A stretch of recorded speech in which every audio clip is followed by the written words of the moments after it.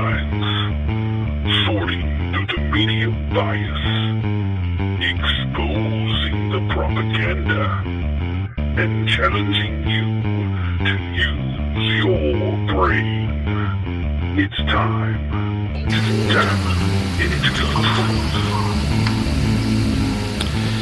Yes, that's right, ladies and gentlemen. It is indeed time to tap into the truth. Welcome to tonight's broadcast. Hope you're having a great day wherever you are and whatever it is you may be doing. With you as always, I am your ever so humble host, Tim Tapp, coming to you live from historic Roane County, Tennessee. Well, it is just a little over 24 hours removed from the end of the second largest sporting event of the year, each and every year, the Super Bowl. Second only to the World Cup in relationship to the worldwide market. And, as is often the case, there is, of course, no shortage of controversy, surprises, political missteps, all that is part and parcel of the show, the spectacle, everything that is, in fact, and indeed, the Super Bowl. My first question is, have you guys processed it all yet? Between the fanfare that goes with the halftime show, all of the highly anticipated and very expensive commercials, the ads that are designed and meant to put certain companies in front of you, front and center, set their tone for the rest of their advertising year?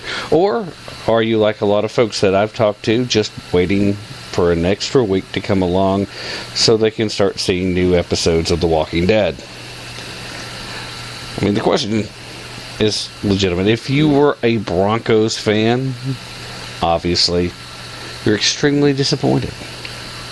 If you were a Seattle Seahawks fan, obviously, you're elated.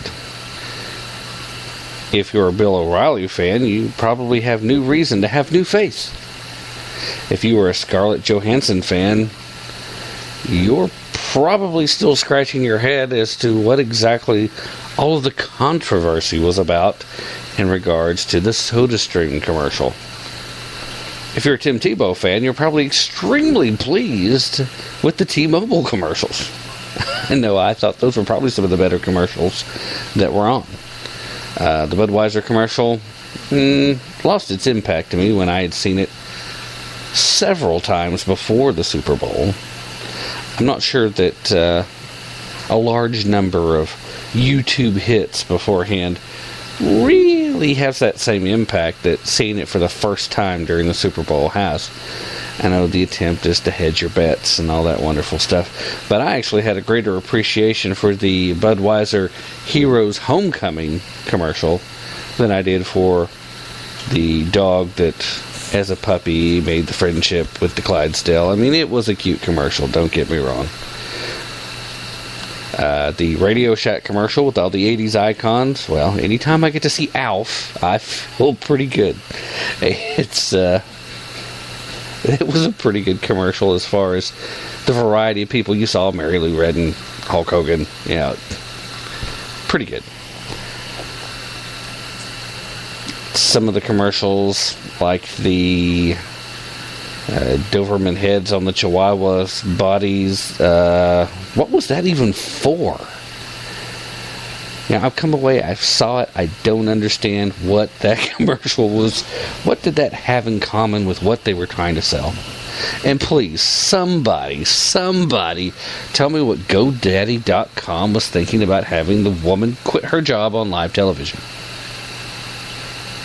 I mean, are they really trying to convince you that all you need in order to have a successful business of your own is a website? Now, I'll grant you, any business that doesn't have a web presence right now, not only via a website that they can do direct sales through, have their shopping cart set up, but also in social media, if you're not present there, if you don't have a digital presence, you're losing out on business, period. I will give you that. But I'm sorry, just having a website is no guarantee of success. Trust me. This is something I know about personally, as well as with a lot of other friends that I've had that have tried to go it alone, do their own business thing. Websites are helpful, but they don't get it done alone.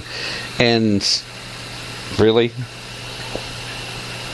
hand puppets? This is your business model? This is what you quit your job for on live national television? Now, I heard about it, GoDaddy.com had made a big deal about it going in. There was as much fanfare and as much blah, blah, blah, yakety smackety to go with this as any of the other commercials as far as the build-up. There was more leaks this year than ever before. Part of the joy and the fun and the excitement of the Super Bowl has always been, especially for the non-football fans, seeing these commercials unleashed for the first time and seeing the halftime show, which was less than spectacular. Yes, I like Bruno Mars well enough. It's not on the top of my favorites list, but the music's okay. But the dance performance, all I'm seeing is the second coming of James Brown. We had this discussion here in the household. My oldest stepdaughter here in the house, she's all like, "Oh yeah, Bruno Mars is cool, and look at that." And it's like, yeah, that's James Brown. That's straight from... James was doing that in the 50s, right? The little shuffle slide, and even the way that the guys dress. And what was the deal with the Red Hot Chili Peppers? What made them significant to that few seconds as the guest? I mean, other than Under the Bridge, which I did like, I've never seen what makes the Red Hot Chili Peppers particularly significant to the music scene. But to be part of the guest, I don't get it. First thought I had when I saw the lady who quit her job, though, is, yeah, she's quitting her job today. And by the end of February, if this is her business model, she's probably going to be calling her boss and asking if she can have her job back. Does not seem like the best of models. But hey, you know what? Good luck to her. I'm all about entrepreneurship, and I hope she has more success than I expect that she'll have based on what I saw in that commercial. So, there you have it. As far as the game itself, we seem to be back to NFC dominance, and it was dominating. It was embarrassing. I don't understand what happened to the Broncos in that game. I mean, we all knew coming in that the Seahawks had a very talented and capable defense. But we also know that Peyton Manning is a maestro on the field. Problem was, no matter how good your quarterback is, you can't throw a pass laying on your back. Just ask Heath Schuler during his brief NFL career. Also a former University of Tennessee graduate, by the way. And, I have to admit, and I've probably said something along the lines to this on the show before, but I have to admit, I don't follow professional football as much as I used to. I still have a great love for the college game. I love watching college football, and I was a little disappointed with the national championship this year, as I'm also an SEC fan, in particular, University of Tennessee, which part of the reason why I was rooting for the Broncos in the Super Bowl was I would have liked to have seen Peyton win a second Super Bowl championship. It would be good, a great way for him to secure his legacy, which of course everybody seems to think that that's up and coming. And I have to admit, I don't know how many more opportunities Peyton's going to have to get to a Super Bowl. I don't know how many more years he's going to be able to play. I, in all honesty, thought Peyton was probably done back when he had the severe injuries and had to have the surgeries and all that transpired before Indianapolis let him go. I was scared to death Peyton was going to do the same thing that Joe Montana did, which was linger on for a few more years, more than he should have, tried to fight through about 3 seasons in which he got to play a total of 4 games before San Francisco finally told him, Joe, it's time. And Joe still refused to listen and went and played for Kansas City. Most folks don't even remember that anymore. I had a conversation with a football fanatic who was a 49er fan, and all he remembered from Montana was the good years. And, you know, that's probably the way it should be. I mean, it was a great win for the Seahawks, though. I don't understand how the Broncos came out so flat in that game. They're a much better football team than that ordinarily. But again, if you don't give the quarterback, it doesn't matter who they are, enough time, keep pressure on him, hit him as he's throwing the ball, you're going to see a lot of turnovers like what we saw in the game. So the offensive line really let the Broncos down. But, you know, the game started off with this ridiculous snap over Peyton's head that they gave up a safety. Didn't exactly set a very good tone for the Broncos. It was painful to watch the game. I still watched it. Very painful for me because, you know, when I was following the NFL more closely, I had been a Broncos fan from John Elway's playing days. Kind of lost interest in the Broncos for a while after Elway had hung it up as a player. Yeah, it's just very sad if you're a football fan and you're rooting for your team to see them just get embarrassed. I was trying to joke around with folks today saying, you know what, the Broncos lost on purpose. They had a team meeting before the game, decided they didn't want to go to the White House and meet Obama. That's the only explanation I have. Because the Broncos are so much better than what we saw happen that game. But you know what? The Seahawks were a great team. I don't want to take anything away from them. I've never been a big Seahawks fan, but I did kind of like watching the Seahawks back in the day before they moved over to the NFC, back when they were still an AFC team. I had fun watching them beat up on teams like the Houston Oilers, which, you know, I didn't care much for the Oilers back in the day. Not that that matters, because I find myself normally rooting for them these days, but since they moved to Tennessee and now they are the Titans. But all in all, it's always disappointing when we see a blowout in the Super Bowl, and that's what we got. But, you know, again, we got to see a lot of drama this go around, and we're going to touch on some of the drama surrounding that. And then a little bit later, I also want to talk about this thing going on between this little rapper beef going on and a Christian rapper by the name of Bizzle. If you haven't heard of it, we'll go into that a little bit later. In fact, I will play in its entirety, whether the folks at iHeartRadio are happy with it or not, since they seem to have an issue with anybody playing music for more than 30 seconds. I'm going to play in its entirety Bizzle's response to a little tune called Same Love, which most of you are probably familiar with, was the rap song that was being played during the same-sex marriages that took place during the Grammys. We'll go into all that later. But first, we're going to go into all this little stuff, the SodaStream commercial, Scarlett Johansson's pushback, and the pushback against her pushback. But we're going to start off talking about Bill O'Reilly's interview with Barack Hussein Obama. But before all that, we're going to go ahead and take a quick break. So stay with me, and we'll be right back.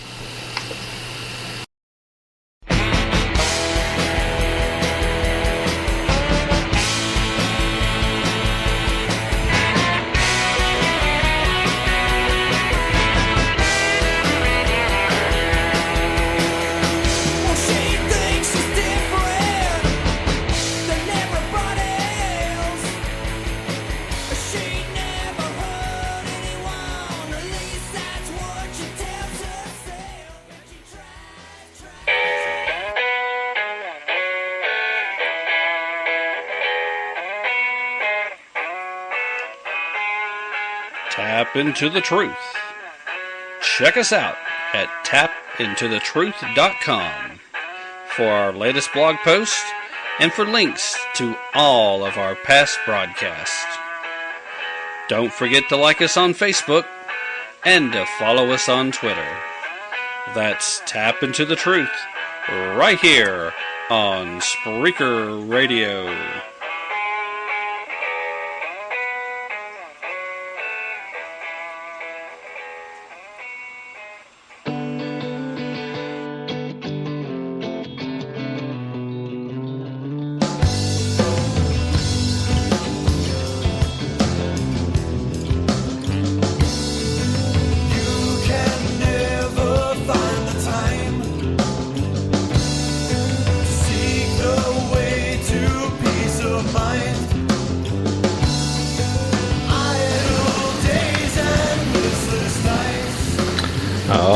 Everybody, we are back. Thanks for staying with us.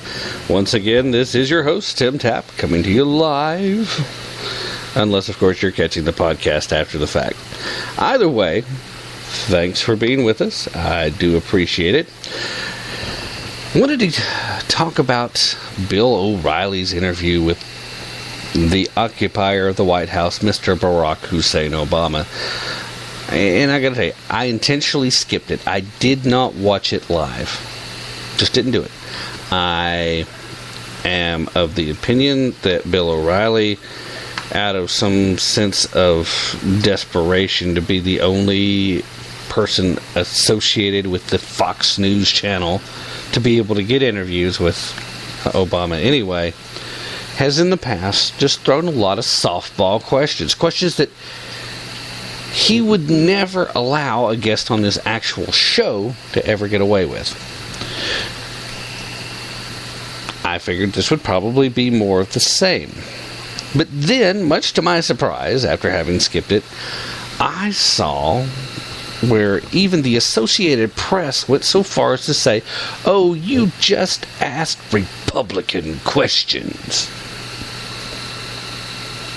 So I thought to myself, O'Reilly must have been a little bit tougher on him than usual. Then, still not having had the opportunity to check it out and listen to it for myself yet, I'd heard other people come up and say, "Oh man, you should hear what he said. He was all over him, and all Obama kept saying was, hey, now, Bill, now, Bill," and he didn't answer questions, and he was just bumfuzzled, and, at this point I'm thinking, wow, O'Reilly really got after him? How wild was that? So then I looked it up online, which of course you can find on YouTube. You can find it over at the Blaze. I think you can find it at the Daily Caller. I haven't checked over there yet. Some really good conservative news sites, and of course you can find it unedited over at YouTube. So if you're not into the political side, well then, first I have to ask why you're listening to this show, but glad you're here, don't get me wrong. But also, it raises some real questions. So I listened to it. In fact, I listened to it again just shortly before coming on air, and I'm thinking to myself, really? This is what all the hubbub was about? I mean, I will give O'Reilly credit. He was a little bit firmer than he had been in the past, and maybe that's part of what it is. Bill O'Reilly has left radio for a reason. Bill O'Reilly still has his show in that anchor position in the 8 o'clock time frame for a reason. Because he, during the course of his no spin, probably has one of the least objectionable personalities, and he's gotten soft. He's always given Obama the benefit of the doubt, more so than I'm willing to, even though I try to initially. I tend to be the kind of guy that says, okay, let's see. Now, I had grave concerns about Barack Obama beforehand because of his association with Bill Ayers. More than anything else, it was that association with Bill Ayers that concerned me. That and the fact that the mainstream media didn't seem to have any interest whatsoever in vetting this guy. It's just like, well, it doesn't matter. He's the guy we've chosen. He's the Messiah.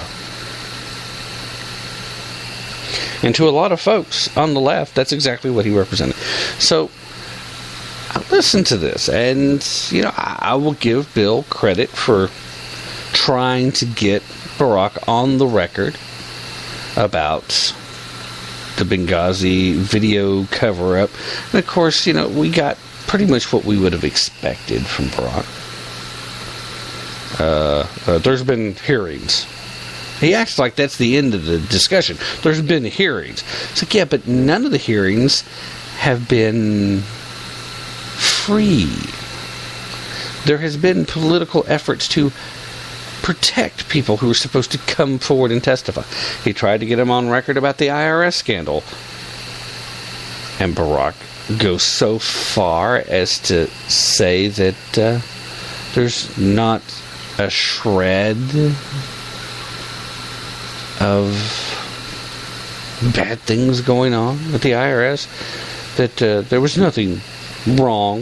The IRS didn't make mistakes. There was no intentional efforts to target.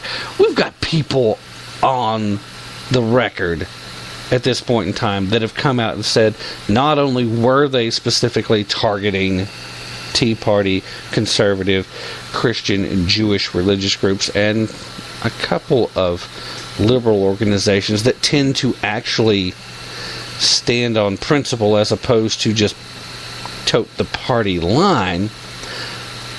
They were targeted, and they had orders from higher up. They couldn't say from how high, because nobody knew. There was that plausible deniability thing. But there are people on the record who have said so. Believable, reasonable, qualified sources. But whether you buy into that or not, that's your business. If you want to ignore testimony from people in a position to give it, then fair enough. Take the occupier at his word if you want.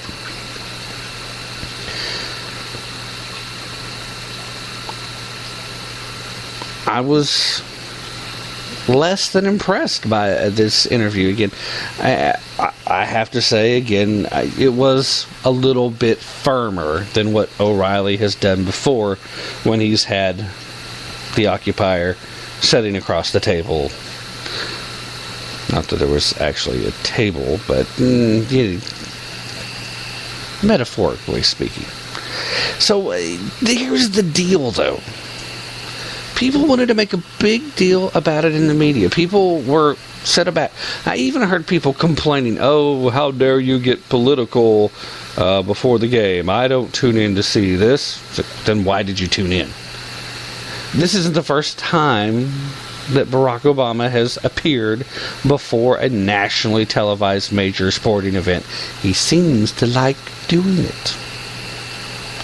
And for the last several years, whatever networks hosted the Super Bowl has had a 10-minute bit with Obama. It seems to me, I recall having similar interviews before the NCAA National Championship basketball games. So what is the real deal here? Why be bothered by it? Did you expect real answers? If you were, then you're very naive. Did you think that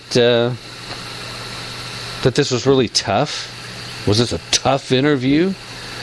Then I suggest that you check out Bill O'Reilly back when he was talking to some people that he really deemed to be bad people.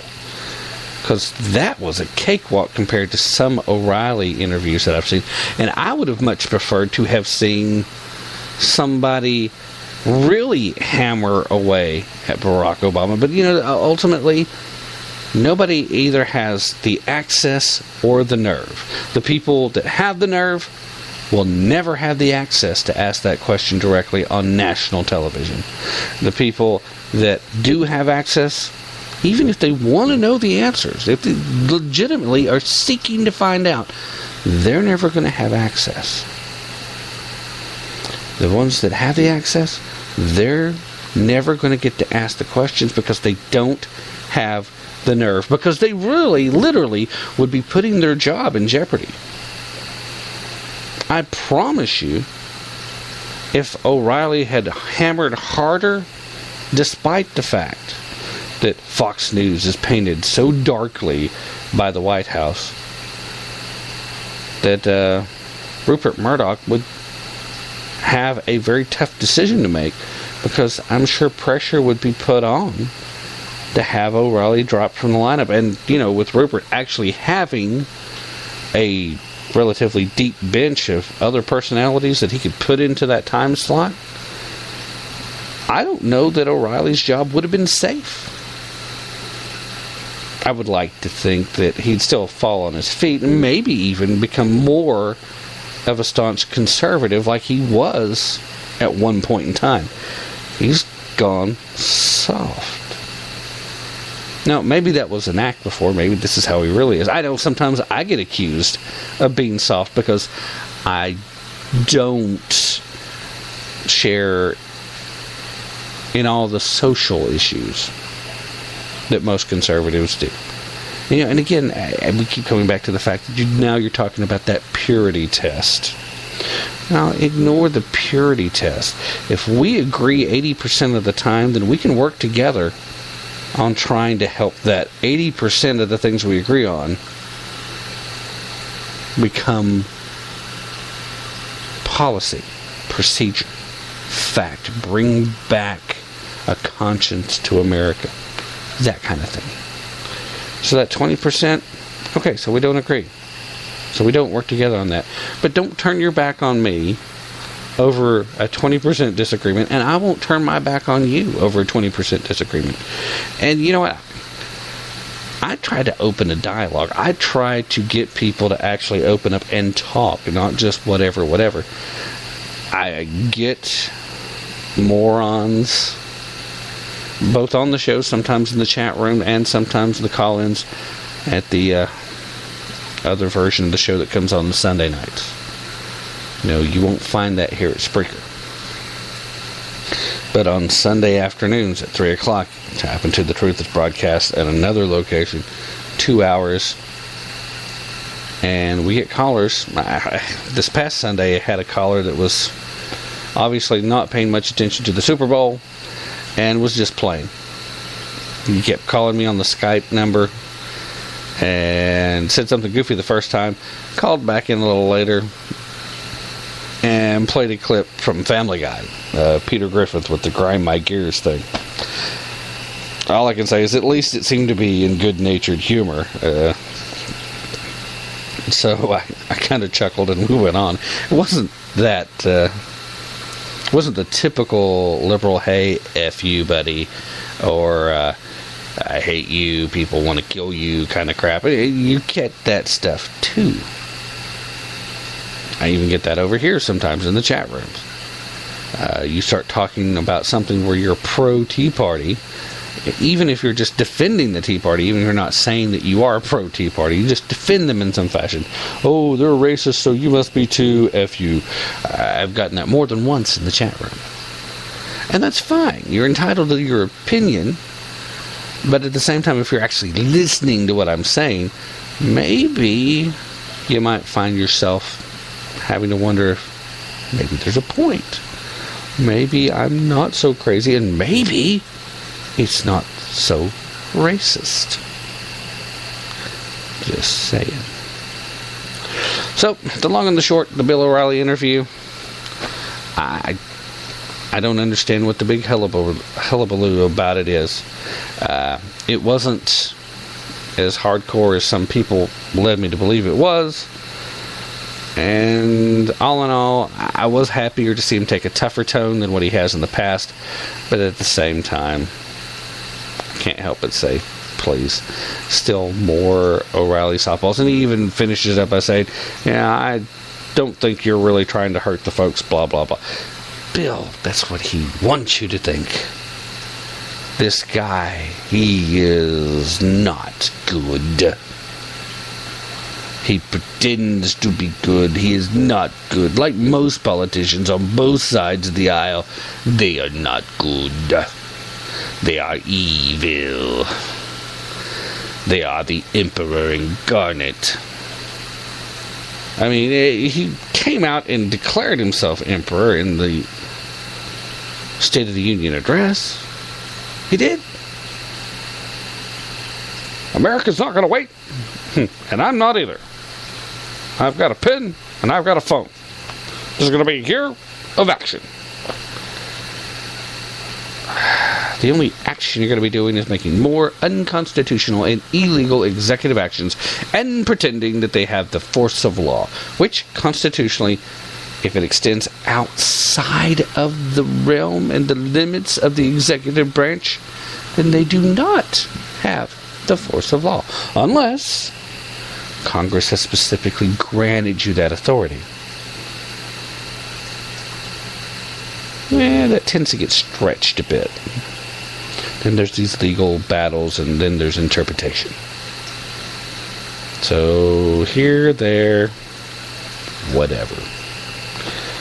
Okay, going to take a quick break right here, and then when we get back, we're going to talk about the Scarlett-Johansson thing, and then we're going to talk a little bit about the America the Beautiful ad that Coke ran. Seems to have stirred up some controversy. Both of these did. First the break, then we'll talk about lovely Scarlett Johansson. Stay with me. I'll be right back.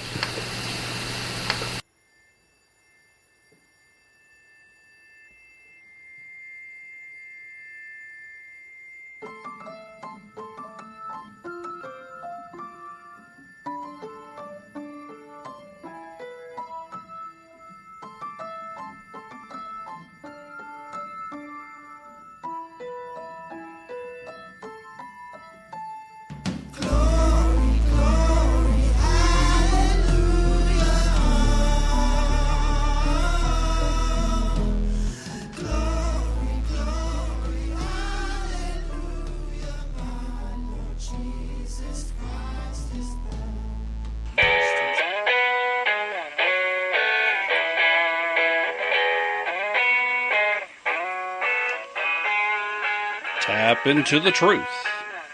Check us out at tapintothetruth.com for our latest blog posts and for links to all of our past broadcasts. Don't forget to like us on Facebook and to follow us on Twitter. That's Tap Into the Truth right here on Spreaker Radio.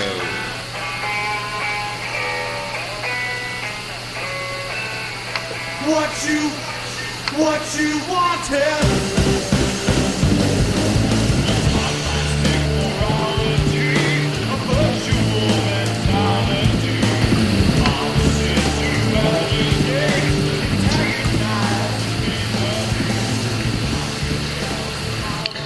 Yes, that's right, ladies and gentlemen. We are back. Quick reminder, all the music you hear during the breaks and during the bumper music segments are all provided via Magnatune, meaning that they are licensed, legitimate, and podcast safe. Technically, I could download albums upon albums from there and just do a music show based on it, which, you know, at some point, maybe I'll do that for a broadcast or two. Probably would be better received in my mumblings and meanderings. But let's go ahead and talk about Scarlett Johansson. Maybe that's a topic we can all agree on. Can't think of too many negative things to say about Scarlett other than the fact that, like a lot of Hollywood folks, she does tend to lean to the left politically. And you know what? That by itself not so bad, because she takes stands and she believes in what she's behind, and I can live with that kind of behavior. I don't know about the rest of you. I know as long as I see a legitimate conviction and you put the people that you're supposed to be standing up for, you put them first, and you legitimately show me that that's what you think, that's how you feel, that's what you believe, then we can have the discussion about whether or not you're on the right political path. You know, typically, The biggest difference between true conservatives and true liberals, and I'm not talking about the so-called progressives here, is that typically we just disagree about what the role of government should be in people's daily lives. And that's the biggest thing. Outside of that, again, as I've said dozens of times, if not hundreds of times, most of us just want the same kind of things. We want to be left alone to live our lives with the opportunities to pursue the things that we'd like to pursue. Yeah, that's basically it, right? Well, in case you've been living under a rock and didn't know, Scarlett-Johansson had accepted the role as spokesperson for SodaStream, which is an Israeli company, which, actually I didn't realize that until about 6 months or so ago, maybe about 8. Somewhere between 6 and 8. I had been familiar with SodaStream for several years now. I had seen their product, had seen demos in certain stores, had sampled the product. One of my friends actually has a SodaStream kit, and that's what they do now. They've been committed to it for a while. They really like the product. So, a little while back, found out that they were an Israeli company. They still didn't realize that they actually had one of their factories built in the West Bank. Occupied territory. So there it is. They're in the West Bank. They're employed close to 900 Palestinians, in air quotes. And the reason that's in air quotes is because, truthfully, by birth, what we're talking about are Jordanians. They're not Palestinians. The people that actually would have had any type of legitimate claim to Palestine before the maps were redrawn, they all moved out of the area anyway.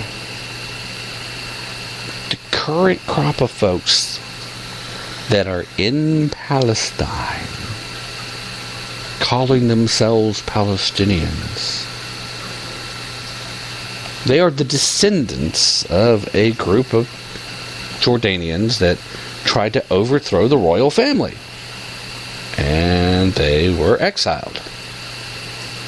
And as dissidents fighting against the Jordanian royal family, they couldn't get very much in the way of support from their Arab brothers. They then, in turn, decided that they would pick a fight with Israel and change their identity. Now, I don't even blame the people involved at this point, because when they assumed this new identity, that's what they taught their children. And most of the people today growing up believing themselves to be Palestinian, they don't know any different. They haven't been taught. Now, you can go to Jordan, you can go to Syria, you can even go to Iran.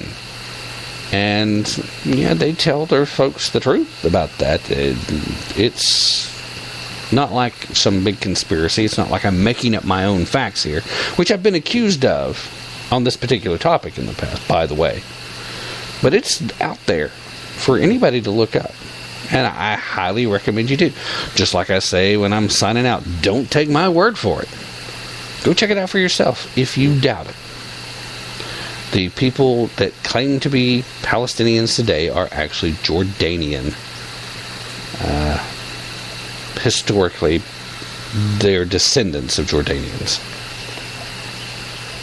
So with all that being said, blah, blah, blah, yakety smackety, there is, of course, this big pressure for especially the folks that are activists in Hollywood to not have anything to do with Israel, period. But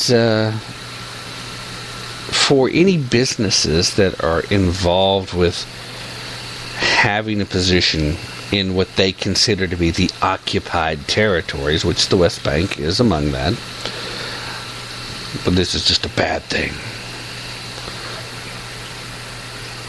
Now, I don't know how much Scarlett Johansson had previous knowledge of this going in, but she knew fully well that they were an Israeli company, and as far as I can tell, I believe she even toured the facility at one point. But she looked at this, and she did her homework, and she basically came to the conclusion that they were doing good things there.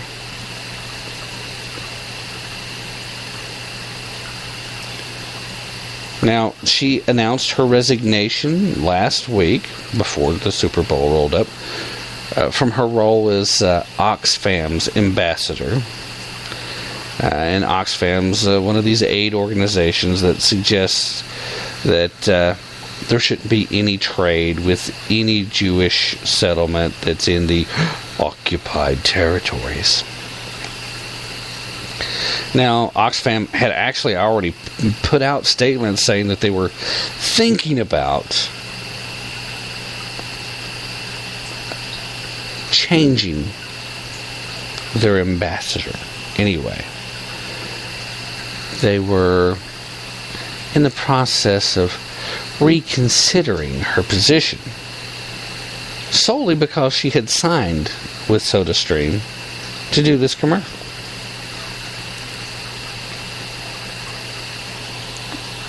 Via her spokesperson, Scarlett basically released a statement that said that there was a fundamental difference in opinion with Oxfam, and as a result of the group's opposition to all trade from Israeli settlements in the West Bank. So she basically resigned because she knew that they were talking about firing her anyway. Now, SodaStream, they do the do-it-yourself carbonated drink kits. They've got a factory over there in a community that's literally 15 minutes from Jerusalem, at least if you're driving. And they've been a target for the pro-Palestinian boycott called the Divestment and Sanctions Campaign. It includes folks like Code Pink and just other people. But the point still comes back. These folks want you to boycott everything to do with Israel because they firmly believe that Israel's involved with personal human rights violations, that they treat these people badly. But it's been made very clear that the 900 plus employees that work for SodaStream are on par. They're treated equally and the same. They have the same pay rates, they have the same benefits packages, everything is done fairly. And so there you go. You've got all this great big ruggamaroo. There was pressure. There was rumors for a while that Fox wasn't even going to air the SodaStream commercial. The SodaStream had an ad last year for the Super Bowl. CBS said, nope, not going to air it. This year's, the initial excuse for wanting to ban the commercial was that it was too racy. I mean, they didn't use those words, but that was the intention.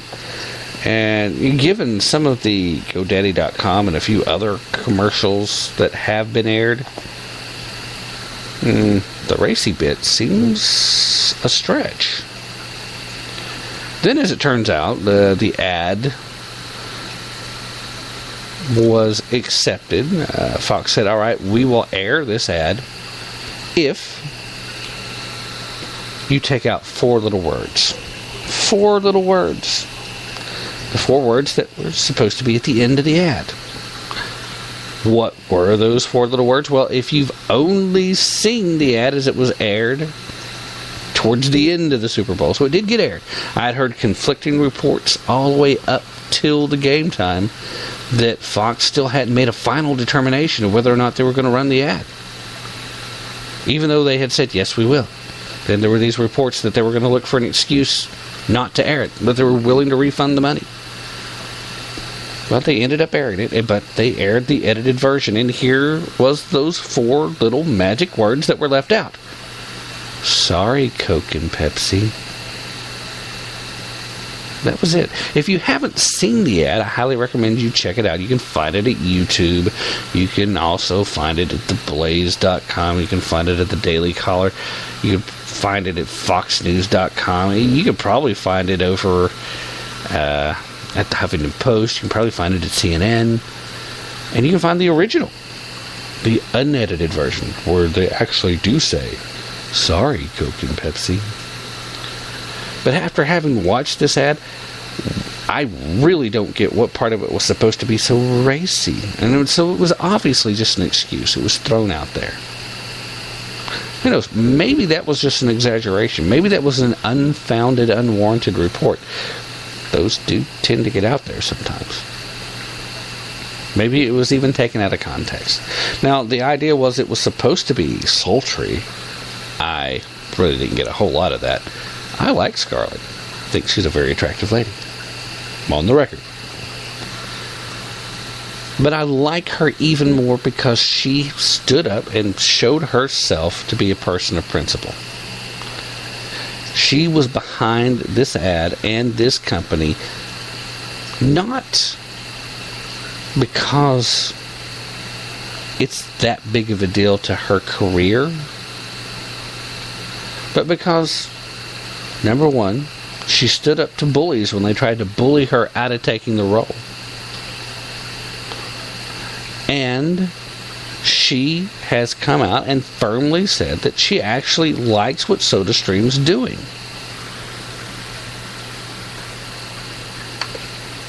Now, the newest twist on this is former Pink Floyd frontman and bassist Roger Waters, who is well known for being anti-Israel.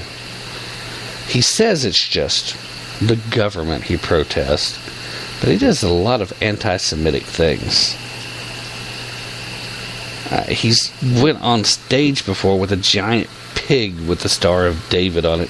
He repeatedly said that it was supposed to be an attack on the government, the Zionist government, that it had nothing to do with the Jewish people. I would think you could find a better way to make that statement, quite honestly.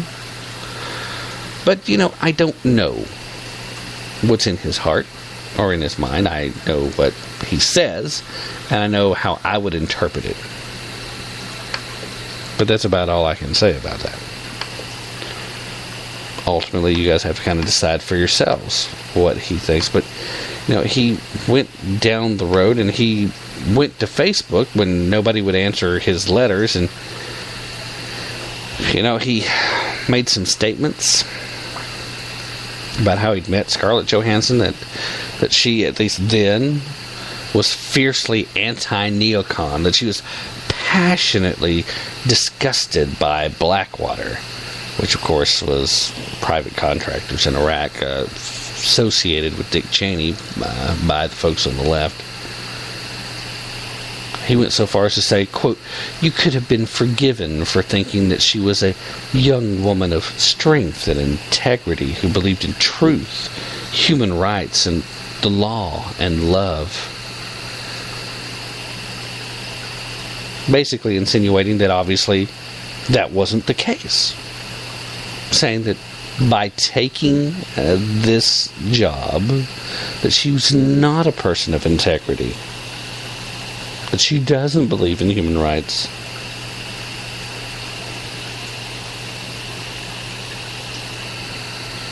He went on in this post to say that a few years down the line, Scarlett's choice of SodaStream over Oxfam is such an active, intellectual, political, and civil about-face that we, all those of us who care about the downtrodden, the oppressed, the occupied, the second class, we find it hard to rationalize.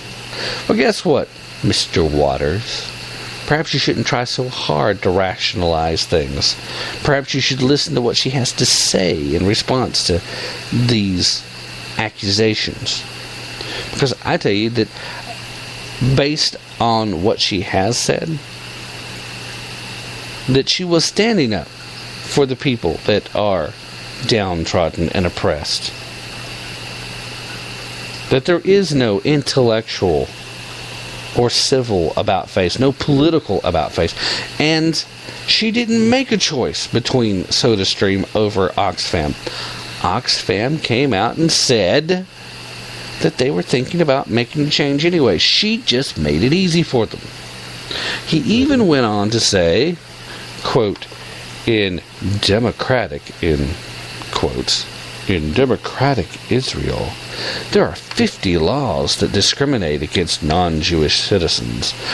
Now, I'm not going to attempt the list, either those laws. They are on the statute books for anyone to research, though. Or all of the other grave human rights abuses of Israeli domestic and foreign policy. I would run out of space. But to return to my friend Scarlett-Johansson. Scarlett, I've read your repost and excuses. In them you claim that the Palestinian workers in the factories have equal pay, equal benefits, and equal rights. Really? Equal rights? Do they? Scarlett, you are undeniably cute.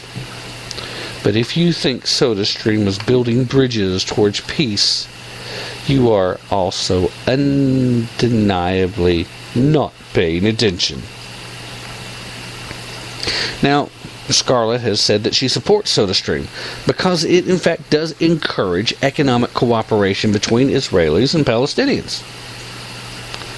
In a statement released back on January the 24th, she said, SodaStream is a company that is not only committed to the environment, but to building a bridge to peace between Israel and Palestine, supporting neighbors working alongside each other, receiving equal pay, equal benefits, and equal rights.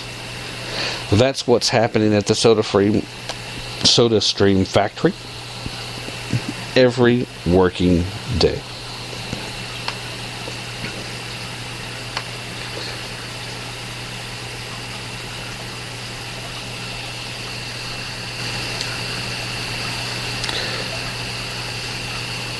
So, what's the takeaway? Was Fox being nudged to try and drop the ad altogether just because they're an Israeli company doing business out of the West Bank? I don't know. Hopefully, that's not the case. But, Fox has demonstrated the capability of being pressured by outside sources, especially political, in the past. I don't understand why they would be so easily manipulated if that's the case. But it's obvious that if there was anything to the reports that they were trying to say that the ad was too racy, that's a bunch of crap. If you've seen the ad, then you know. Very tame by most standards. Were they being pressured by Coke and Pepsi? I mean, Pepsi was sponsoring the halftime show, and Coke just buy a lot of ad space.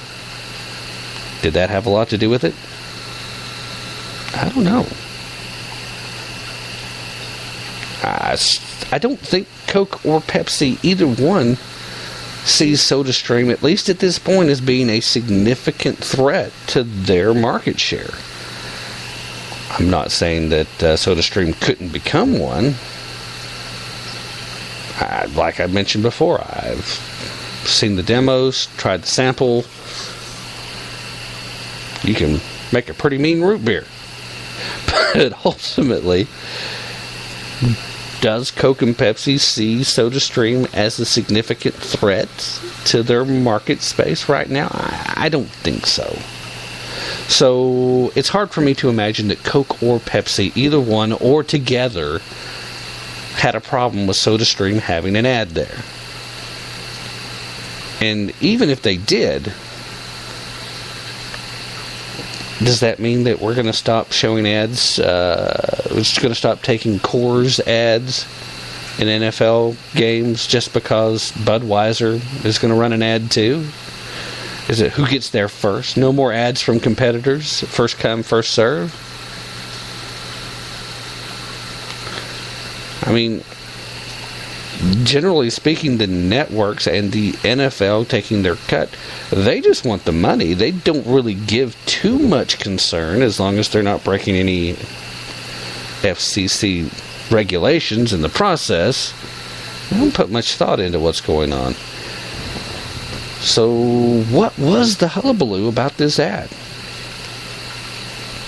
Now, I applaud Scarlett Johansson for standing firm on the principles. She agreed to take the job.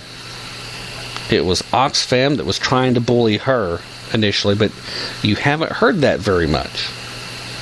And when she resigned, it wasn't her choosing one over the other. It was her saying, you know what, I've made this commitment. I've made this commitment.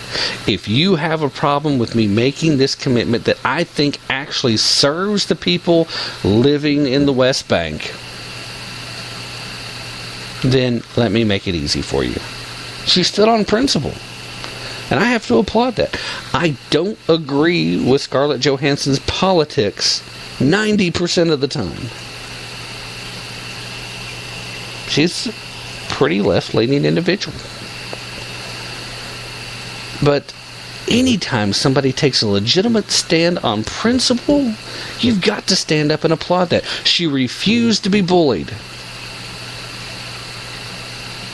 And she honestly believes that SodaStream is helping this group of people, the nearly 900, and the exact number, it's around 900. I don't have the exact number in front of me. I've heard that it's over. I don't know by how much. But if it's helping these 900 Palestinian, aka Jordanians, who ordinarily wouldn't be able to work, they're getting good salaries, they've got a good job, that to me shows that they are doing some good in the area. So what's wrong with that? Is there a more sinister thing afoot here? Heaven forbid that there should be any positive examples of how the Israelis and any of their Arab neighbors not only could cooperate, but get along and work side by side. That they could help each other in a positive way. Can't have examples like that. It doesn't fit the narrative. And how this all gets rolled up around the Super Bowl, heaven help me. I don't understand it. Maybe it's just coincidence. But it's a good thing that it comes out, because this is another one of those things that we need to be talking about. As it's been pointed out in the chat room, these ad time, some of these commercials ran for $4 million a second. That's pretty big money, and it's hard to turn that down for a petty reason. And if it was just lame politics, which is what it looks like, then what are you going to do? It's nuts. So anyway, I'm going to go ahead and take another quick break right about now. But, again, kudos to Scarlett Johansson. I love watching her on screen, and I love the fact that she's a person of integrity, and she's not afraid to stand up. That's a good thing. Like I said before, don't always agree with what she's standing up for, but on this one, I think she's right. And I think that hopefully talking about it will help put a light on the fact that there are Israelis and Palestinians that don't feel like they have to be shooting at each other or throwing rocks at one another. It's a good thing. When we come back, we'll address the infamous Coke commercial.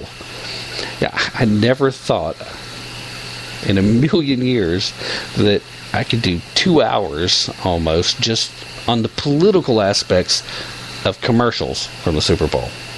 I had no doubt we could talk about commercials from the Super Bowl for 3 hours if you wanted to, because usually they're pretty good. But it just seems like so much politics this year. Let's take that break, and when we get back, let's talk about the Coke ad. Stay with me. I'll be right back.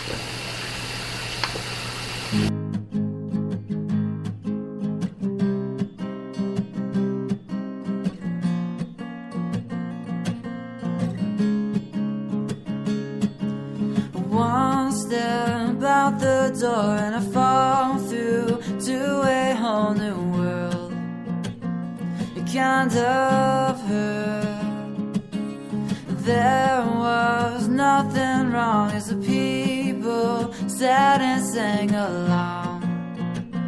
Life went on. The stars.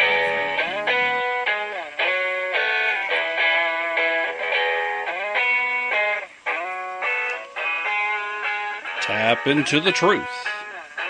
Check us out at tapintothetruth.com for our latest blog post and for links to all of our past broadcasts. Don't forget to like us on Facebook and to follow us on Twitter. That's Tap Into the Truth right here on Spreaker Radio.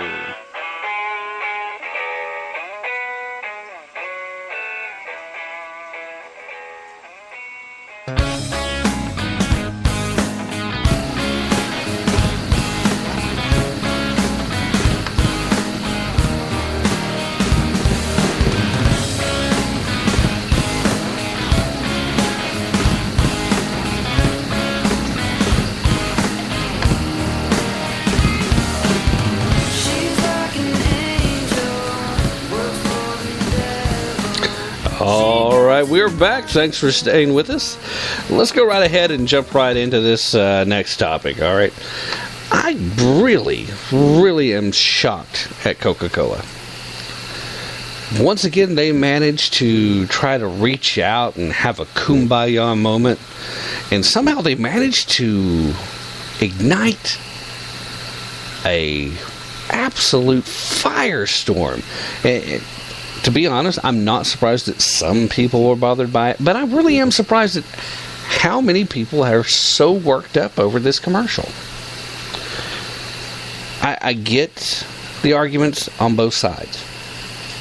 I'm not overly concerned that a lot of the media is trying to paint this reaction as racist and xenophobic, because that's what they were going to do regardless. If two people came up and said, I kind of don't like that, then all Republicans, all conservatives, all Tea Party people, well, we're all racist anyway, right? So that's what was going to be the story. But talking to people and seeing some of the comments online, people that I know really well that responded very violently almost to this ad. I'm never buying another Coke product ever. I saw a comment somewhere on Facebook. Amazing. How much money did Coke spend just to have us all switch to Pepsi? And all this. 7 different languages.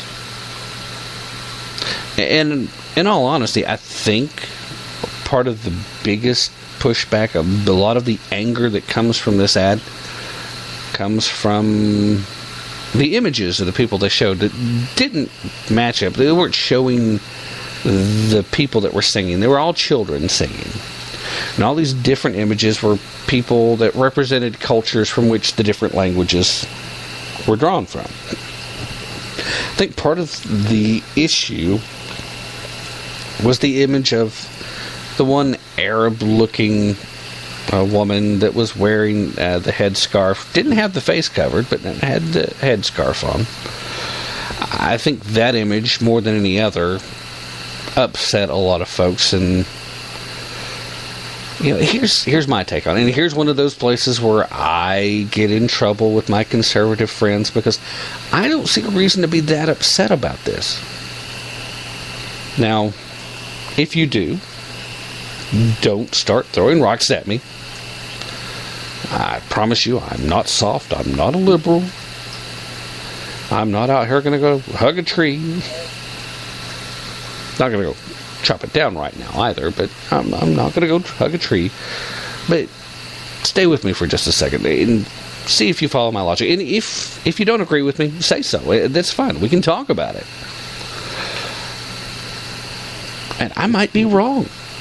I don't pretend to have all the answers, but here's the way I looked at it. And you can agree or disagree. I'm going to stop saying that now and move on. America is a great melting pot, and Coke was trying to touch into that mentality. They were trying to make this feel good, less pull together, Americans are Americans kind of moment. They were trying to recapture the magic that they first had with I'd like to teach the world to sing. And that was magical, by the way. I mean, it really was. It was one of the best jingles ever. It elicited emotion, it was catchy, and it stood the test of time. People still know. People who never actually heard the ad themselves have heard other people who had heard the ad sing it, and they sing it too. It's very recognizable. Not just from the sales point, but people like what they said in the song. They were trying to duplicate that. The concept was actually very solid, and from a marketing ploy, they've managed to get just enough controversy that people are going to be talking about it. It's going to draw more attention. So it's going to work for sales. It will. It'll drive sales. Maybe not necessarily here in the States because enough people are going to be upset about it. Maybe they'll even try to organize boycotts. I'm sure people have today. I didn't come across any specifics there looking at stuff. Didn't spend a lot of time researching that kind of thing today, though, I'll be honest.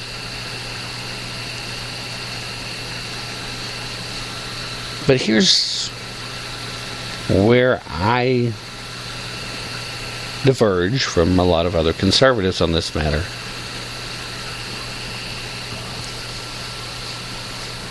I think that if you are an American that speaks another language, if that other language is your native tongue, if you've come here, immigrated legally, and your native tongue is different than English,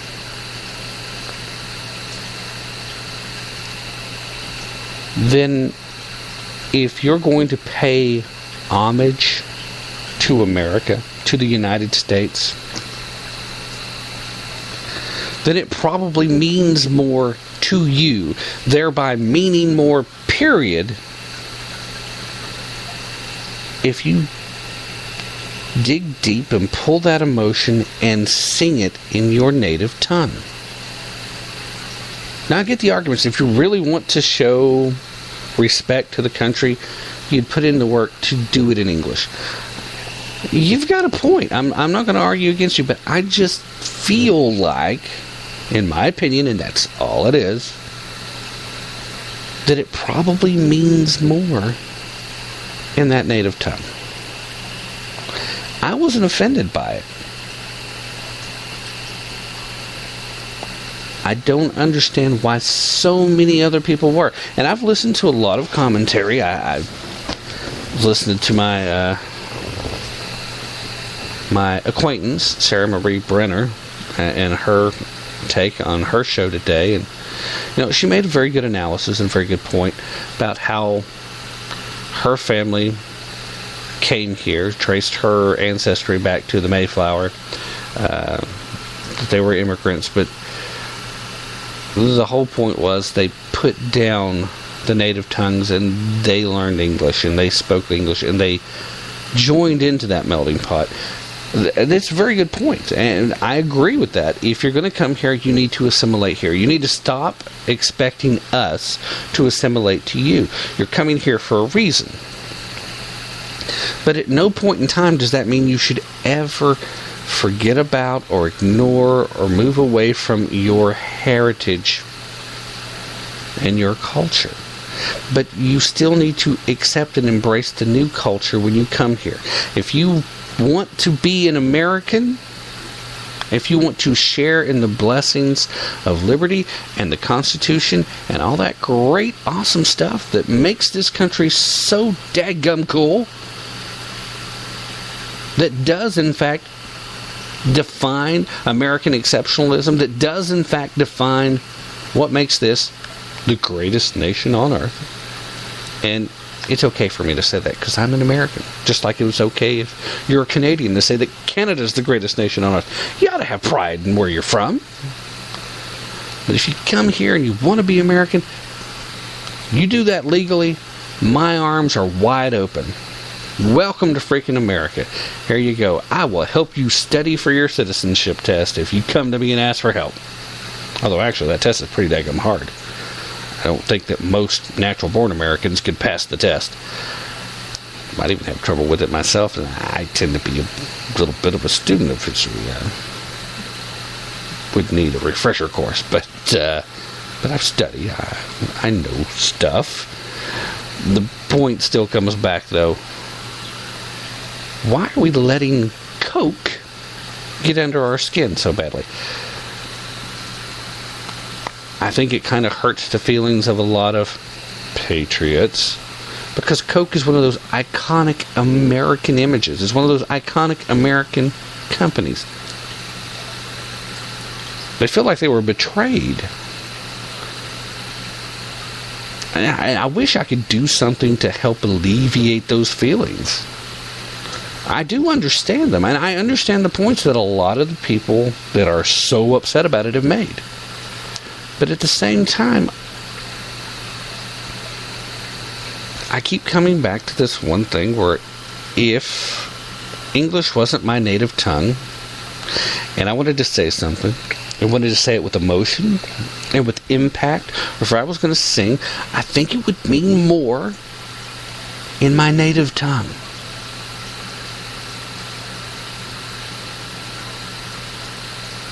There are a lot of Americans that English isn't their native tongue. But they are Americans. They love America. And America the Beautiful, the way it would be sung in their home, if they weren't out in public, probably in their native tongue. So I don't see this as being some big betrayal. Now, in hindsight,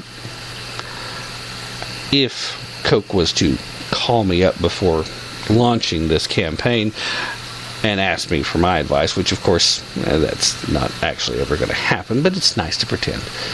My advice would be, actually go back and take I'd Like to Teach the World to Sing. Do that in 7 different languages. Probably would still get some pushback, but I don't think it would have been nearly as much. It does concern me how this is going to play out. I think this is going to be used by the people on the left going into the midterm elections as a rallying point to try and show that all those mean, nasty conservatives, whether they're just Republicans or if they're libertarian or if they're Tea Partyists. Which, by the way, not all Tea Party folks are conservative. Just FYI. They're just going to use this to try and paint this negative image. And it may end up hurting some very good candidates that we could use, particularly in Washington.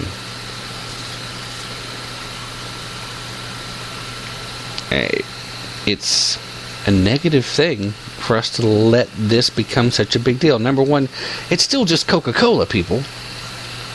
They're a soda company. They're not an international policy-making government body. They're Coca-Cola. They're a worldwide company that's just trying to up their profits. High visibility ad. If you really didn't like it that much, the best thing you could do is ignore it. Nothing hurts a company more than to think that they've spent millions upon millions of dollars on an ad campaign that has zero impact in the market. If you really don't like it, ignore it. It's too late for that, unfortunately, for a lot of folks. But that would be the thing to do. So what do you guys think? I mean, seriously. Got a little bit of action in the chat room. What do you guys think about the ad? I mean, am I off base, first of all? Am I wrong? Am I the one being naive? I guess sometimes I am a little bit of a Pollyanna. I'll admit it. I like to give people the benefit of the doubt. I like to think the best. I really would like to think that at some point in time we probably could have a kumbaya moment. I mean, I know it's not going to happen anytime soon, but I do know for a fact most of us have way more in common than we have differences. If we could find a way to put aside those differences, things would be a lot better.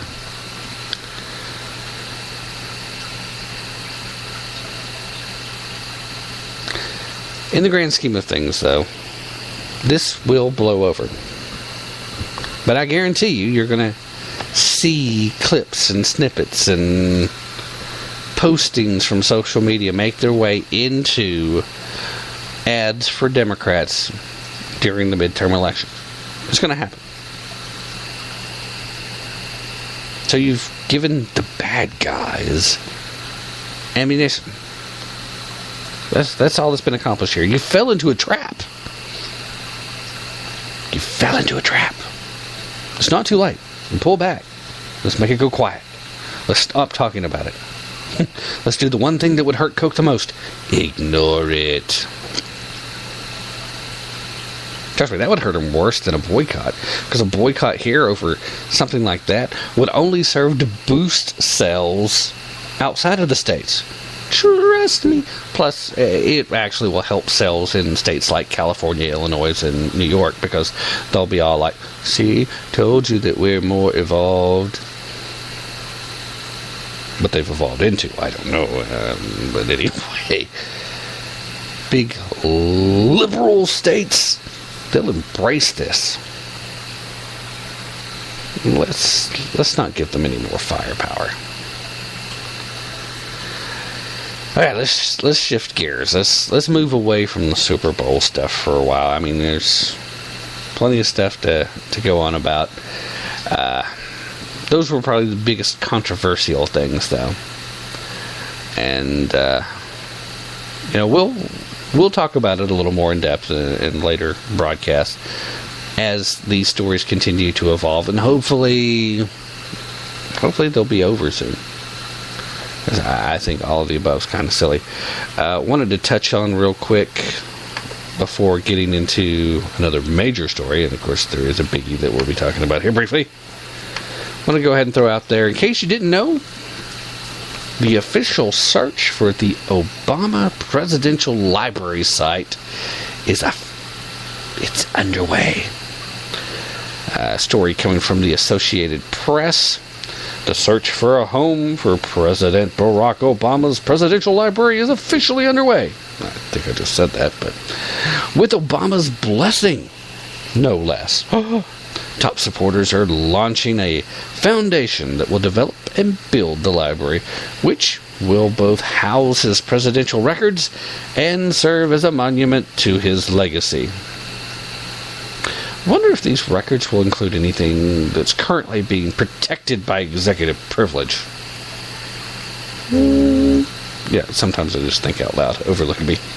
The non-profit Barack H. Obama Foundation will be led by Marty Nesbitt, a close Obama friend from Chicago, and Juliana Smoot, a former White House social secretary and top official in Obama's re-election campaign. You know, the one where he actually earned the nickname The Occupier. Now, a vigorous competition to host the library has already ramped up. Hawaii, where Obama reportedly was born, and Illinois, his longtime home, have been lobbying the Obamas both publicly and privately. New York, where Obama went to college, has expressed an interest. With so many of Obama's aides and supporters calling Chicago home, focus has increasingly turned to the Windy City, where Obama was first elected and came into his own as a national political figure. The involvement of Nesbitt, a Chicago businessman, in forming the foundation is likely to amplify speculation that Chicago has an inside track to getting the library. Now, the third founding member of the nonprofit board, excuse me, sorry about that, Kevin Poorman, is also based in Chicago and runs a company formed by Chicago businesswoman Penny Pritzker. Pritzker, is that right? I'm sorry, Penny. I'm afraid I may have butchered your last name. Please forgive me. No offense was intended. At any rate, Penny, who is now Obama's Commerce Secretary. Well, shoot, I should be able to pronounce that then. I've heard it a dozen times. Anyway, no specific site, institution, city, or state is advantaged over another at this point, according to Nesbitt. And the ultimate site will be chosen based on the merits. Now, Chicago Mayor and former Obama Chief of Staff, Rahm Emanuel, said Chicago is undeniably a natural fit to host the Obama Library and Museum. In February, the foundation will ask parties that want to host the library to make their interest known. That list will be culled in May. The foundation will notify the groups that will be invited to submit formal, detailed proposals. The President and First Lady, Michelle Obama, will make the decision, and the foundation will announce it in early 2015. Is that exciting to anyone? Is anybody wowed? I mean, I didn't realize there were really so many options. I've always noticed that typically the presidential library is placed in areas that have significant meaning to the president.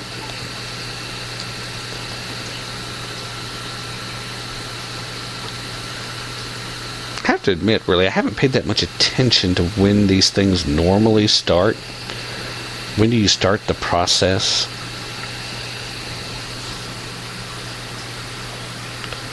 I don't know. Is this about the right time? I mean, yeah, seriously. I guess maybe it's not that out of the ordinary, but at any rate, if you were just waiting, if you couldn't stand to not know, well, now you do know. The official search is underway. If I had to put money on it, I'd say Chicago probably will be the eventual home of the Obama Presidential Library. If I had a vote, I would vote for Hawaii, though. I think Hawaii would be the best place to have it because I wouldn't be very likely to ever accidentally run into it. That would be about the extent of it. I occasionally go to Chicago. I don't typically go to Hawaii for business very often, so I don't typically travel to locations other than North Carolina, Florida, or the Boston area. Well, actually, normally Gloucester. Those are the areas I typically go to vacation. So, really wouldn't be very likely to run into it. So, that would be my vote. Send it over there, because as soon as this presidency is over, I am trying my darndest to forget it ever happened. At any rate, I'm going to go ahead and take another break, and when we get back, we're going to talk about Macklemore and Bizzle. Yeah, it's a little out of the ordinary for the show, I admit, but I think it's a worthwhile conversation to have. So, stay with me. I'll be right back.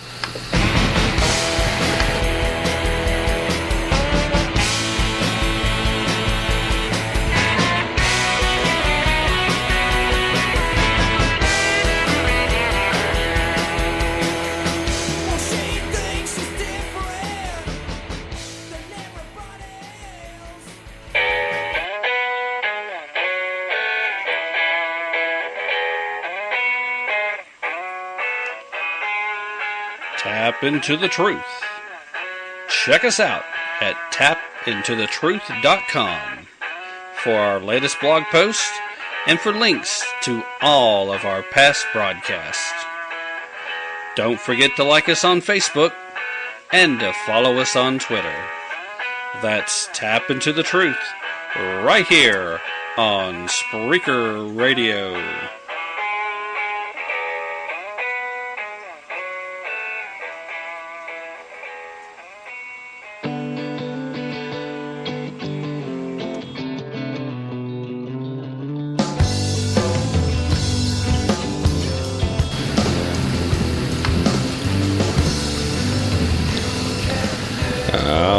We are back. Thanks for staying with me. I always appreciate each and everybody that listens in, especially the folks that participate in the show, whether you're calling in or whether you are in the chat room. Now, don't have the technology set up to take call-ins right now here at Spreaker, but do take calls when I'm on Blog Talk, and always love for you guys to check out Tap Into the Truth over there. Just a quick reminder as well, you can find the podcast available not only here archived, but you can find it typically, if I've managed to squeak out enough time to get over and take care of the editing. You can find it at tapintothetruth.com on our past broadcast page. You can also find us at iTunes. In fact, you can find both shows, here and Blog Talk version, at iTunes. They're both listed separately, but they're both there. Also, both are listed separately at Stitcher.com. You can run a search. You can actually find the Blog Talk version of the show under, if you browse and then look under News and Politics and then look under Conservative Politics and then look down the page just a little bit, I guess I'm pretty close to halfway down. You can find the Blog Talk version of the show there. If you're looking for the Spreaker version, you'll have to do a search. And I believe if you're searching, put quotations around TAP, T-A-P-P, Into the Truth, and that will take you to this version of the show. If you're just doing a basic search and looking for the Blog Talk, do Tap Into the Truth, T-A-P-P, without the quotations, and typically that will take you to that one. But if you're looking for us at tunein.com, just search for Tap Into the Truth. Both shows are put in the orders in which they are done, so you can find the podcast in chronological order. It has the most recent up, and here recently it hasn't taken very long at all after the broadcast has been finished for it to update. So in just mere moments after the show, you'll be able to find it. So let's see, I covered iTunes, Stitcher.com, TuneIn.com, Tap Into the Truth past broadcast page. Yeah, I think that's about it at the moment. Of course, we are always looking to expand the show, expand the message. Are hopeful to, at some point down the road, eventually to take this show to iHeart. Had submitted the show, was rejected. And was rejected because not too long ago I started with this music from Magnitude and was playing full songs during the break. And evidently they don't like talk shows to have more than 30 seconds worth of music at a time. I wasn't aware of that stipulation, hadn't read that anywhere, so I thought that kind of odd, and certainly was a little disappointed. But I'll try to get back to the format, because initially the idea was to get some original tunes for bumper music anyway. But, I just love the idea of trying to help these independent artists that I felt like playing the full songs, at least for a little while, would be helpful. Didn't think it would hurt anything anyway. So at any rate, I guess I'll play by that rule for a little while, and then we'll turn around and we'll see if I resubmit. And I'm not necessarily convinced that I will. I may not. Because I do know that the RSS feed then gets swiped, and it won't be as readily available. You won't be able to find us over at iTunes and at Stitcher and at TuneIn anymore. And, quite honestly, sometimes the shows I do here, sometimes they're better than the ones I do over at Blog Talk, especially if I put a little more show prep time into them. These shows usually come off a little better. I mean, if you go back into the archives and look at some of the early shows, you're going to be like, God, what made this guy ever think he could do this? Because there for a little while I started to wonder myself. But I was trying so hard to be good that I couldn't be. Realize that just relax, be yourself, and then let other people decide, and you're all right. I'm never going to be Sean Hannity, Mark Levin. Never wanted to be. Just wanted to be me. And had hoped to be able to reach out and hopefully get a few converts here and there. People who actually are very conservative by nature, but think they're supposed to be liberal over something silly. Like, I'm Hispanic, or I'm black, or I'm a woman. For whatever reason that the media, and the Democratic Party in particular, have tried really hard to make you think that you should automatically vote for them and be liberal and be part of their cabal, regardless of how you actually feel and how you actually live your life. So, there you go. If I can get any of you guys actually thinking about why you side with the left, and look past the caricatures that have been drawn for you about conservatives, and see that there's a lot of common sense and a lot of positive things that are part of the conservative message, well, then maybe, just maybe, we'll open a door and convert a few folks, and everything will be awesome. But now, I'm going to move towards one of those little topics. Oh, one of those terrible topics that always seems to give conservatives a bad name. This is one of those topics that always makes us look horrible in the eyes of liberals, anyway. Because this involves gay rights. Should have loaded up some dramatic music right there. Dun, dun, dun.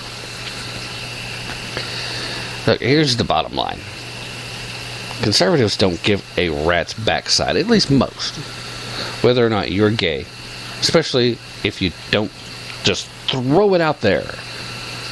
Now, you're not saying you have to hide in the closet, but you don't have to make a public spectacle of it either. One of the most arrogant things you can do is act like it's okay for you to just throw stuff down your throat. I ask you, do you like it when Christians come knocking on your door and want to force Jesus down your throat? I know that you don't. I've seen your reactions. And lots of times, that's not even what's going on. They want to come and share the good word with you. They want to share Christ's love with you.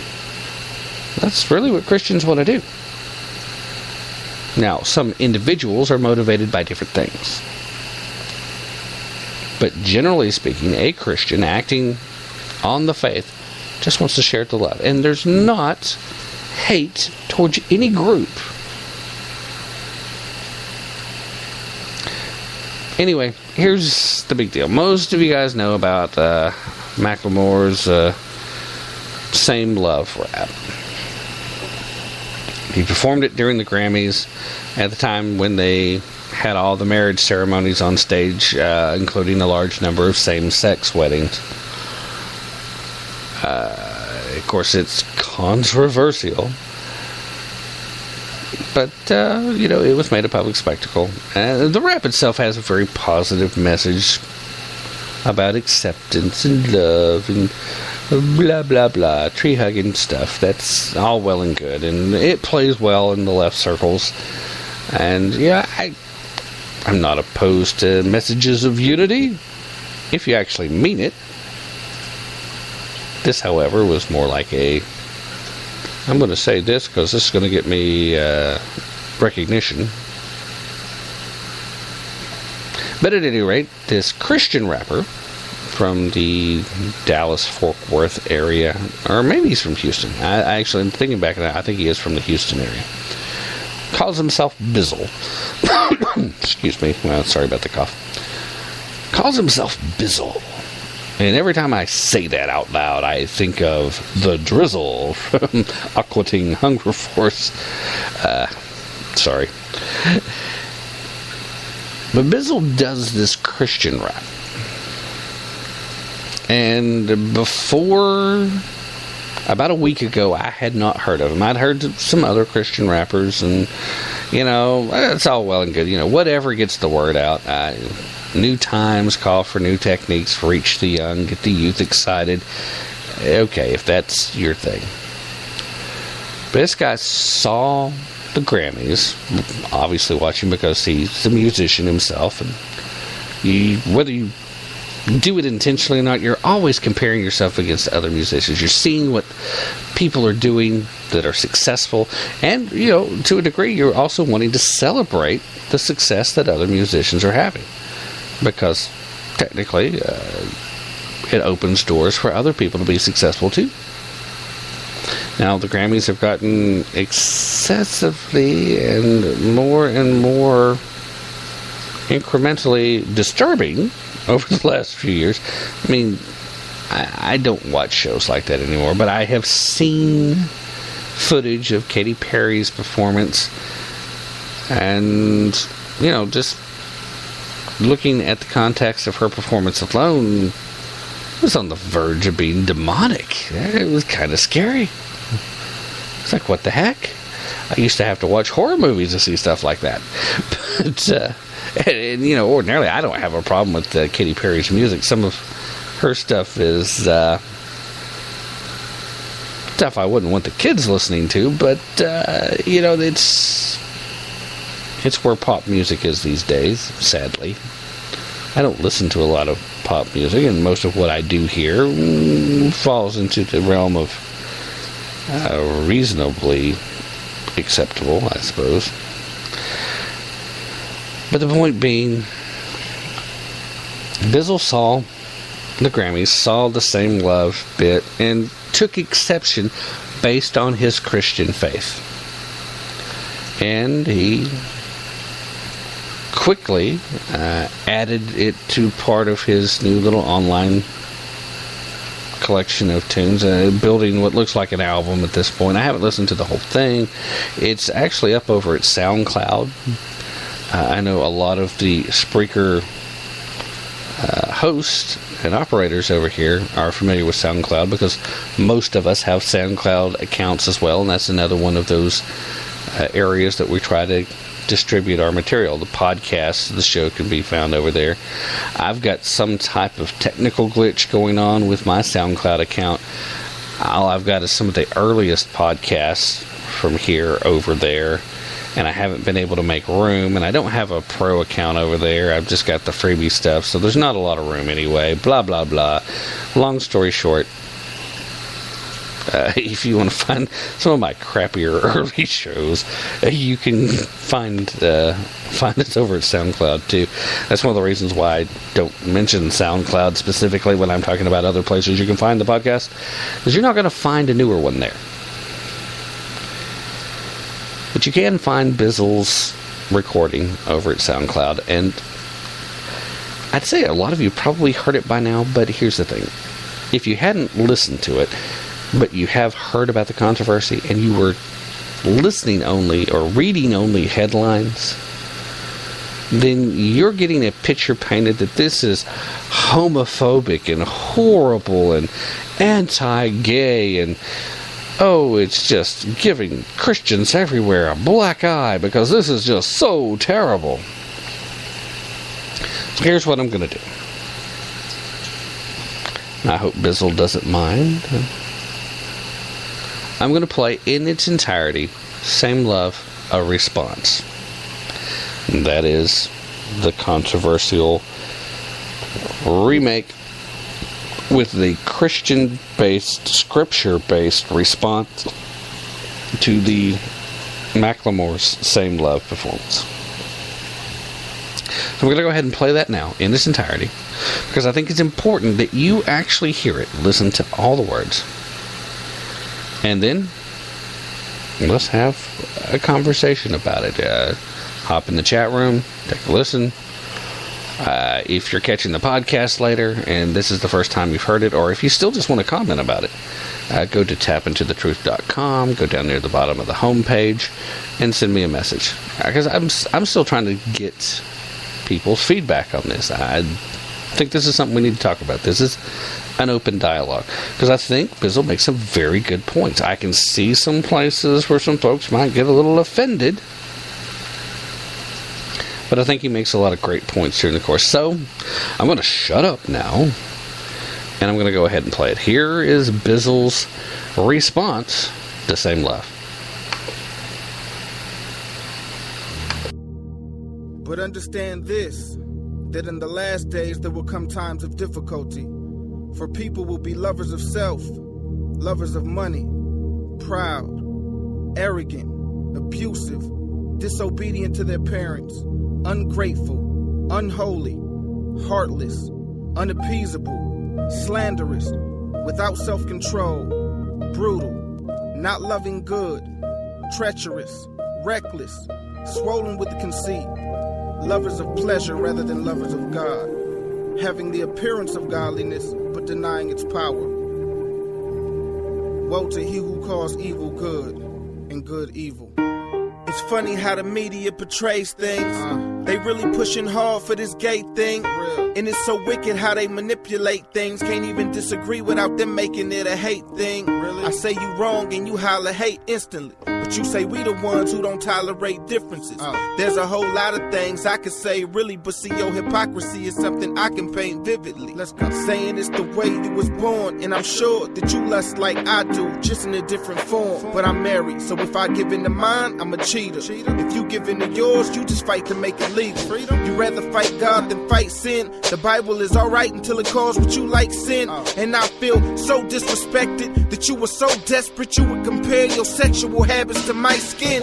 Calling it the new black. Tell me where they do that. They hung us like tree ornaments. Where were you at? They burned us for entertainment. You go through that? Moms raped in front of their kids while they shoot dad. Ever been murdered just for trying to learn how to read, bro? No? Show of hands? I ain't think so. So quit comparing the two, it ain't the same fight. You can play straight, we can never play white. Using black people as pawns for your agenda. And these sellout rappers that do whatever you tell them. Skirts on stages, campaigning for that black vote. Afraid to be blackballed, so they play that role. You were never oppressed, the devil was a liar. The only thing oppressed was your sexual desire. That's all. Keeping your desires oppressed is so lame to you. But when you get married, that's what you expect your mate to do, right? It angers you if I compare you to a pedophile. Why? Cause he's sick, right? Really? And you're better how? Man, I ain't choose this. You think he chose that? But I was born this. Well, prove he wasn't born that. But you were never a girl. He was once 9, so at one time in his life it was just fine.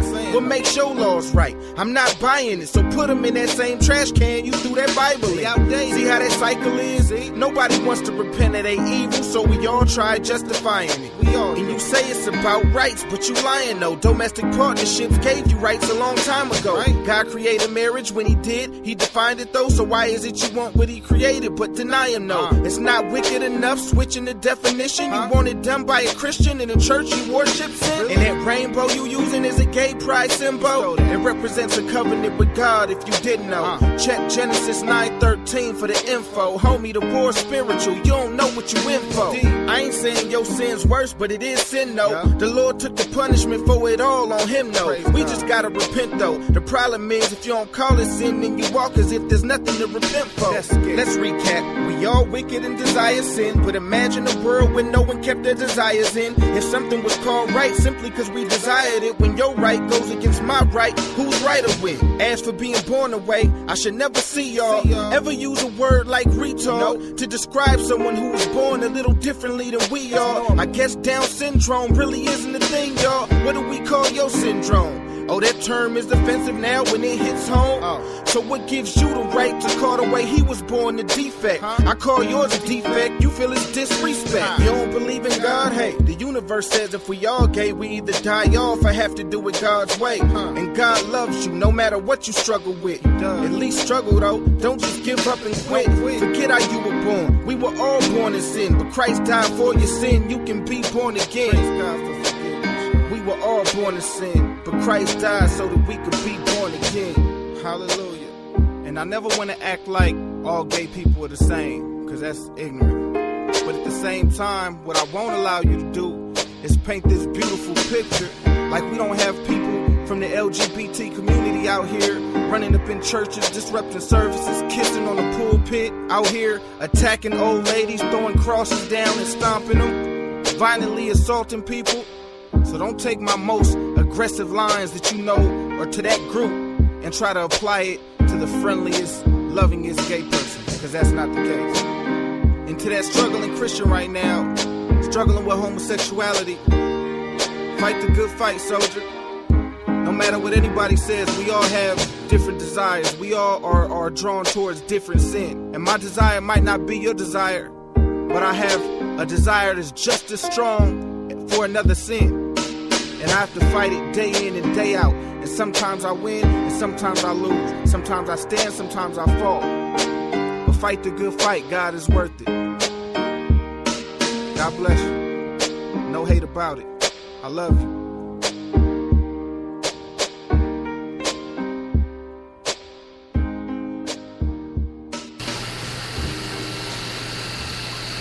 Okay, so that's it. That is Same Love, a Response by Bizzle. So, I don't get a lot of anti-gay in that. I do get being gay is a sin. But if you're a biblical believer, if you believe in Scripture, then that is what you think. That is what you believe. That is how you feel. Right or wrong. Now, I know what I believe. But I also firmly believe that in the end, you're the one who stands for your judgment. Not my place. Love the sinner, hate the sin. But that still means love the sinner. And we are all sinners, one kind or another. And I think Bizzle lays all that out. And he even makes sure that you understand he's not lumping everybody all together. But there are people that make a spectacle out of being openly defiant to the rules of society, and certainly against the belief system of Christianity. He made a lot of great points. Now, I definitely can see where folks might get a little riled up when he makes comparisons to pedophiles. Maybe even when he makes comparison to folks with Down syndrome. Definitely makes a strong point that I've heard a lot of people complain about in regards to trying to equate the struggle for same-sex marriage and equal rights, blah, blah, blah, with the civil rights movement of the 50s and 60s, which went on into the 70s too. But yeah, there really is no real similarities as far as the extent goes. Yeah, there's been times where certain parts of the country being found out as a homosexual could be as dangerous as being black in certain parts of the country had been in the past. I mean, we have to admit, we've had some dark days in our history, and we do have some issues with dealing with people that are different than we are. But thankfully, most of us have moved past that. The Christian faith is not about hate, it's about love. And I think Bizzle made it very clear exactly what he was trying to say. But, again, send me messages, tell me what you think, because, I mean, this is one of those things we need to have a discussion. And when I say we, I mean everyone across the freaking country. There is a difference between being treated equally and being treated special. And when you insist on being treated special, that's usually where the trouble starts. And that's where we end up having problems. Affirmative action, for example. Reverse discrimination is still discrimination, and it's a bad thing. Was there a time in our history where it may have been necessary in order to integrate into the workforce enough so that employers saw that there was value to hiring minorities? Sadly to say, yeah, probably. But should that have ever been done at the cost of better qualified everyday working Americans that were trying to provide for their families just the same because they happen to be white? I don't know, I sound like a racist when I say that, don't I?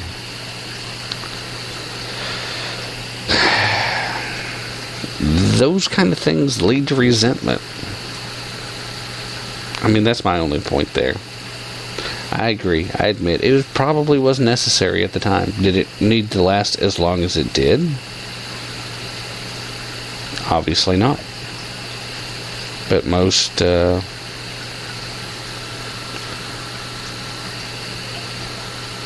of your affirmative action laws didn't start getting taken off books and locations until the late 80s, early 90s. I mean, it was done by then. It served its purpose. Should have been removed a lot sooner. Before the Obama presidency, race relations, I think, were much, much better than what they are now. But you got a lot of race baiters that are out there practicing the politics of division because they can't stand on their ideas. They have to keep us divided and fighting with each other in order to push their own agenda. And I promise you, ladies and gentlemen, as much as it sounds like I'm entering into tinfoil hat territory here, there are a group of people that have an agenda that serves no purpose but their own. And to them, all of us are nothing more than cannon fodder for them getting their way.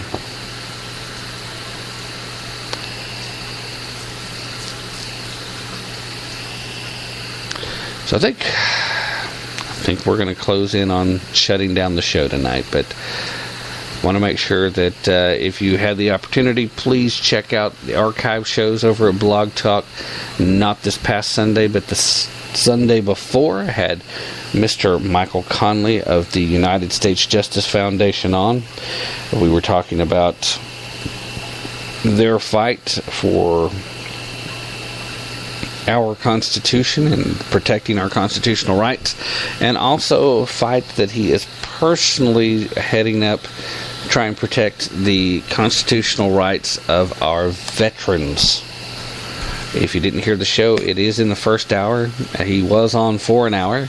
Spent a lot of time asking for your help, either financially or through volunteering of time, or even if you happen to be one of the veterans that are having your constitutional rights taken from you, either via the VA or via the federal government at another level, where they're trying to take your ability to own a firearm.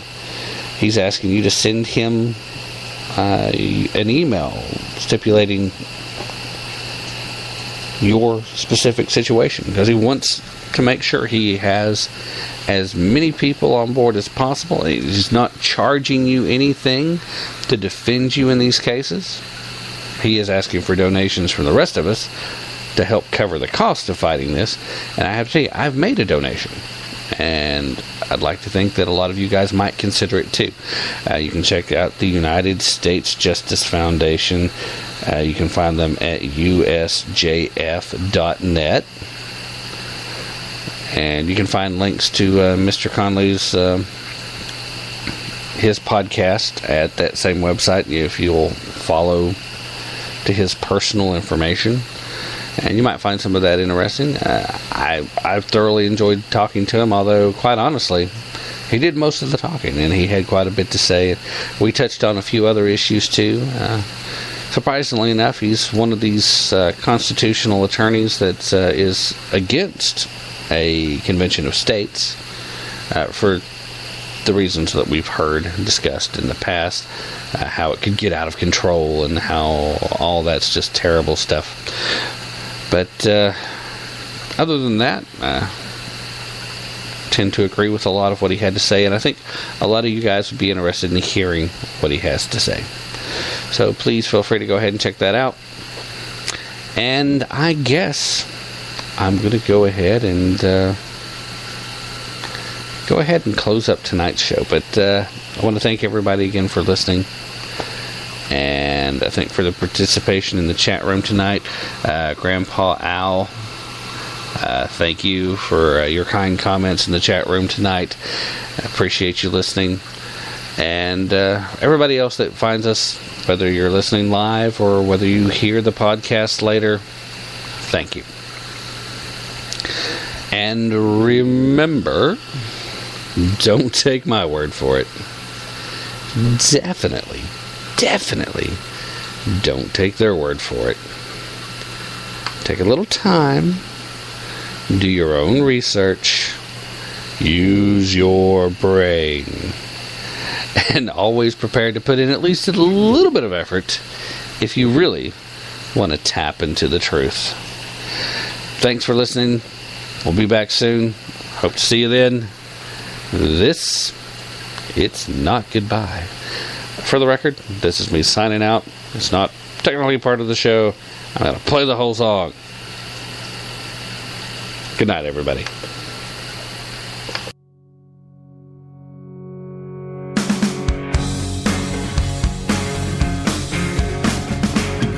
I've been watching, begging from the front door, like lightning striking near twice before. We were so young, so we didn't really know how it feels to really have to let go.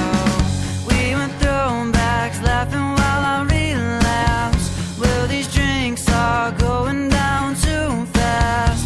We were in touch, but it was not enough. We were sober, but she had me love drunk. So this is goodbye. I hope all the stars they shine wherever you will go after tonight. So this is our one life. Try my best to make it right. I promise you that I will always wanna fight. Always wanna fight.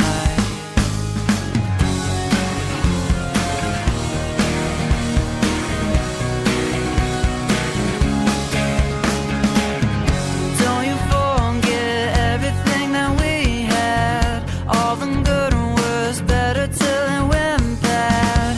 You know